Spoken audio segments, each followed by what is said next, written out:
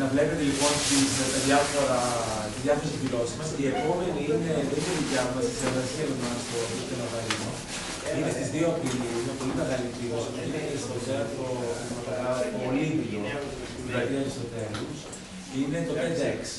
Το TED είναι παγκοσμίου φήμης συνέδρια που ξεκίνησε από την Οξφόρδο και γίνονται σε όλο τον κόσμο και έρχονται πια και στη Θεσσαλονίκη. Είναι μια ολοήμερη εκδήλωση από τις 11 το πρωί στις 7 το απόγευμα, την οποία οργανώνει μια ομάδα περίπου 200 πολύ έτσι δραστήριων νέων Θεσσαλονικαίων, που φέρνουν κόσμο καινοτόμο από όλη την Ευρώπη να μιλήσουν για διάφορα θέματα με γενικό τίτλο το Why Not? Γιατί όχι? Γιατί όχι να γίνει αυτό, γιατί όχι κτλ. Οπότε ελάτε αν θέλετε στο Λίμνο, έχει πολύ ενδιαφέρον αυτό. Εμείς ως Ναβαρίνο στις 11 Απριλίου, ημέρα Δευτέρα όλα 7, στο αμφιθέατρο της Τράπεζας Πειραιώς, στα Λαδάδικα, κατούνι 12-14, στα Λαδάδικα, ένας πολύ ωραίος μεγάλος χώρος, θα υποδεχθούμε έναν πολύ σημαντικό Έλληνα, τον αρχαιολόγο, ακαδημαϊκό, ομότιμο καθηγητή του Πανεπιστημίου της Κρήτης, Πέτρο Θέμελη, θεσσαλονικιώτη καταγωγή, ο οποίος εδώ και 20 χρόνια, 25 χρόνια πρωταγωνιστής της Ανασκαφές στην αρχαία Μεσίνη, όπου έφερε στο φως μια ολόκληρη αρχαία πόλη όπως την περιγράφει από Ψανία. Μια πάρα πολύ σημαντική ανακάλυψη για να μας μιλήσει για την αρχαιολογική του περιπέτεια και ευρύτερα για το αρχαιολογικό μας πλούσιο παρελθόν. 2 Απριλίου πρώτη, 11 Απριλίου η άλλη εκδήλωση. Και να πω και κάτι ακόμα που έχουμε προγραμματίσει για τις 27 Ιουνίου, που είναι και η τελική μας εκδήλωση του έτους, επίσης στο αμφιθέατρο της Τράπεζας Πειραιώς, ένας πολύ μεγάλος διεθνολόγος, από τα πιο μεγάλα ονόματα στον χώρο της θεωρίας των διεθνών σχέσεων, John Mersheimer, καθηγητής στο Πανεπιστήμιο του Σικάγο, ο οποίος έρχεται στην Αθήνα για να μετρηθεί επίτιμος διδάκτορας του Παντίου Πανεπιστημίου της Αθήνας και ξεκλέβει μία μέρα για να έρθει στη Θεσσαλονίκη να μας μιλήσει για τον κόσμο στον 21ο αιώνα. Έχει εκδώσει πάρα πολλά πράγματα, πρωταγωνιστεί αρθρογραφίες του New York Times, του Washington Post, του Wall Street Journal, στην Αμερική είναι πάρα πολύ γνωστός και έρχεται στη Θεσσαλονίκη να μας μιλήσει για τον κόσμο, Κίνα, Αμερική, Ρωσία κτλ. Στον 21ο αιώνα. 27 ημέρα Δευτέρα Ιουνίου. Πολύ σημαντική για αυτή την εκδήλωση. And now it's time to come to our speaker for tonight. I'm very glad and honored to present to you Kerem Öktem, someone who deal with Turkey and are interested in Turkey know very well. He has been very active over the years. And the reason is to present his latest book, which is in front of you, entitled provocatively, Angry Nation, Turkey since 1989. Now, I want to stress out that the purpose of our meeting tonight is to sell those books. And in every book presentation, selling is first and foremost in our mind. Now, we have managed to secure a few copies from the publisher in England, and I urge you, I find it amazingly interesting work. Those of you who are really interested, and I'm sure all of you are, in Turkey, our big neighbor to the east, to buy it at the very special price of 18 euros. There are also some flyers in case you want to order it through the internet. You might want all of you to see there are a few chairs in front. Now, Kerem Öktem is research fellow at the European Studies Center at St. Andrews College in Oxford and teaches the politics of the Middle East at the Oriental Institute. The Middle East, which never fails to surprise us and keeps us on the edge. He read more than he read, let's say. I love his English. He read modern Middle Eastern studies at Oxford. He's a true Oxford dog.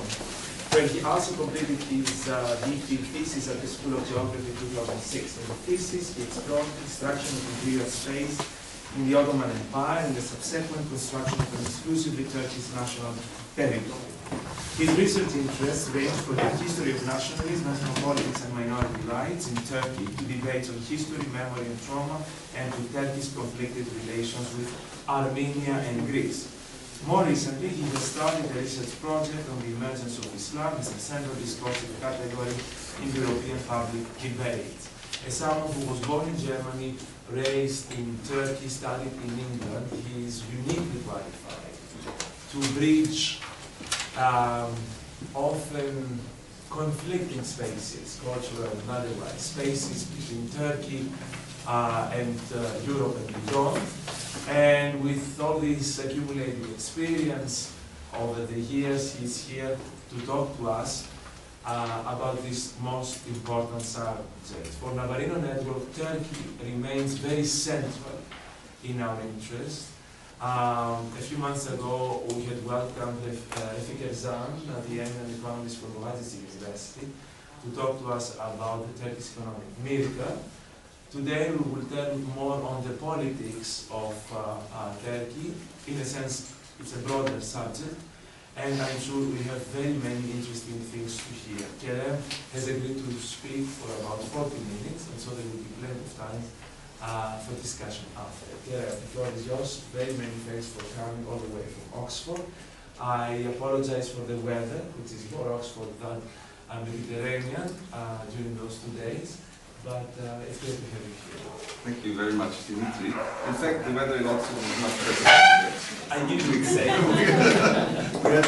we had summer-like weather. Now, thank you very much for welcoming me here in Thessaloniki. Of course, you talked about Germany, Turkey, the UK as my kind of countries of residence or origin. But of course, I have a very special connection to Thessaloniki because my grandfather was born here. And his graduate diploma from the Mission Laïque Française de Salonique is on my table, my desk in Istanbul. So I think it's now the Institut Français. So basically, when I was a child, there were, of course, elderly aunts and great aunts and so on who were lurking around and would always want to speak. And they would always talk about Salonika, which was a city which, of course, became this mythical place because they had never been back, like many of the Polites and the people from Nicosia. And for them, Selanik, as they called it, was much more European than Istanbul. It was like an epitome of Europe, and Istanbul they found too oriental and too constricting. And so they never really liked it that much. So for me, like, Thessaloniki has this interesting side or sound to it as like being like the first big city in Europe when you look from Istanbul. Of course, things are changing and you never know where Europe ends and where what is not Europe stops or starts. But obviously, Turkey has changed massively. Europe has played an important role in this change. And this change, and especially the last 3 decades of it, is what Angry Nation is about. Now, if I talk too fast, I'll try to constrict myself, but if I get kind of carried away, then I might be too fast. So if you think it's going far too fast, please do tell me to slow down. So what I will try to do today, I have written a few kind of edited volumes, but this is my first monograph, so I don't have that much experience in how you present your own book. But thinking about it, I came up basically with 4 interrelated questions, which I would like to share with you and try to use in order to explore this project. So firstly, I will explain why I felt the need to write Angry Nation and why I believe that we need a post-Kemalist critical history of Turkey. This is already like a big claim, of course. Secondly, I'll propose some central points of departure for such a critical historical perspective or a revision of Turkish history. Then I'll talk about how I went about collecting my data for this book, basically what kind of methodology I used. And then I'll conclude with a first insight or an overview of the image which emerges from the empirical discussion in this book, i.e. of the last 3 decades of Turkish history, but also couched in a larger historical context.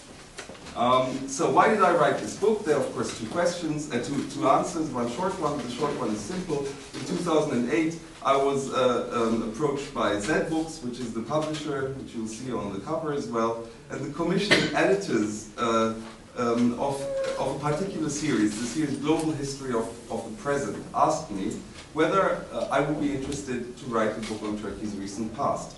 They explained to me that the series aims at publishing works that look at the 20 years roughly between the East European revolutions of 1989 and then the War on Terror and its aftermath until today.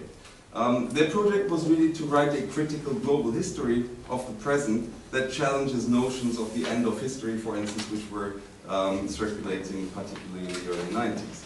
I accepted, and I thought this would be an excellent opportunity to start with my own project of writing a critical history on Turkey. Now, the longer answer has to do with my own history of engaging with Turkish studies and Turkish history. I've studied, as you also said, modern Middle Eastern studies at Oxford. We also say study, it's not only reading, but those are the kind of old-fashioned terms which sometimes slip even into descriptions there. And I wrote my PhD there on nation building and the spatial dimension of nation building in Turkey. And throughout these years, especially when I was first starting working on this, I was searching for a book which would give me a concise overview of Turkey's politics and the recent history, of this complex kind of social dynamics. A framework basically that would help me to make sense of Turkey's confusing cycles of boom and bust, which I'm sure you are also following from a Greek perspective, of democratic openings and sudden polarization of the political field, of the pervading presence of authoritarian structures despite democratic elections. So this is generally like a very confusing picture, and I just wanted to have a short, concise history which would help me to understand this complexity. But apart from Erik Jan Sürker's standard work on Turkey's modern history, there's really not that much, interestingly enough. And his work, of course, really peters out towards the 1990s, because that's where it stops, basically. Now, what was available, and still is really the general kind of body of literature on Turkey, focuses on the Republican period and is very much shaped by the discursive perspectives of Kemalist historiography. What do I mean by Kemalist historiography? I mean Turkey's official historical narrative as it was set out in the 1920s under Mustafa Kemal's guidance, the founder of the Turkish Republic. And when you take for instance, Stanford Shore, Bernard Lewis, Andrew Mango, A.L. McFly, these are all the big classics in the field of Turkish history, you will read Turkish history as a teleological story of nation building against all odds, of course against the Greeks in particular. And this national struggle in this kind of narrative is initiated and led by the charismatic leader of the War of Independence, Mustafa Kemal, and brought to full fruition with the foundation of the Turkish Republic in 1923. Now, to a considerable extent, these are hagiographies of Atatürk and his reforms. There is obviously much whitewashing of what was, especially in its first decades, also an often ruthless and brutal authoritarian regime. From a Greek perspective, it's a bit different, because these kind of official historiographies had probably more impact in, let's say, Europe, or in like Western Europe and in the US. Obviously, in the Greek historical experience, there is a deep-seated knowledge that the Turkish Republic didn't, that the Turkish Republic was basically based on a very kind of bloody process of imperial demise, you know, the Lausanne Treaty, the forcible removal of populations. But these historical experiences are not part of the established narratives on Turkish history. The key themes of these Kemalist histories were not so much dictated by what the people experienced, and you know, by people I mean not only Turks and Greeks and Armenians and all the people who made up the Ottoman Empire, but it was really dictated by the political goals of the time. They range from, these are the key issues, from the revolutions of Mustafa Kemal, the issue of modernity, of contemporary civilization, to national identity, you know, who is a Turk, what does one need to be a Turk. And particularly important was, of course, also the focus on laicity or laicity.